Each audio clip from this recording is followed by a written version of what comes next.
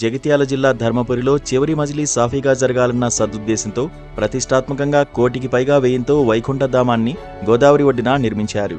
దహన సంస్కారాల కోసం 3 క్రిమిటోరియాలను ఏర్పాటు చేశారు. అస్థికలు భద్రపరిచే గదితో పాటు ఇల్లు లేని వారి కోసం 2 గదులు, స్టోర్ రూమ్, పూజా మండపం, సందర్శకుల కోసం షెడ్లు, ఇలా అన్ని సౌకర్యాలతో అట్టహాసంగా నిర్మితమైంది. ప్రారంభమైన ఏడాదిలోనే గోదావరికి వచ్చిన వరదలు వైకుంఠధామాన్ని చిన్నాభిన్నం చేశాయి. షెడ్లు కొట్టుకుపోయాయి. కాంపౌండ్ గోడ కూలిపోయింది. శ్మశాన వాటిక ప్రజలకు అందుబాటులో లేని విధంగా జరుగుతుంది. ఇక్కడ అధికారుల పర్యవేక్షణ లోపంతో ఇక్కడ రూమ్స్ కానివ్వండి, టాయిలెట్స్ కానివ్వండి, ప్రజలకు అందుబాటులో ఉండే రూమ్స్ కానివ్వండి, ప్రతిదీ నిర్లక్ష్యం గురవుతున్నది.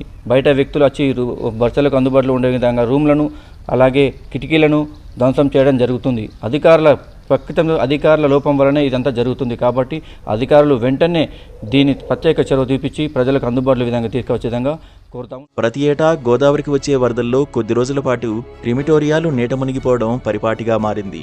నిర్వహణ లోపాలు, అధికారుల నిర్లక్ష్యం వల్ల ఈ పవిత్ర స్థలం అస్తవ్యస్తంగా మారింది. కాంట్రాక్టర్ల నాణ్యతారహిత నిర్మాణం కారణంగా 2 ఏళ్లలోనే గోడలకు పగుళ్లు వచ్చాయి.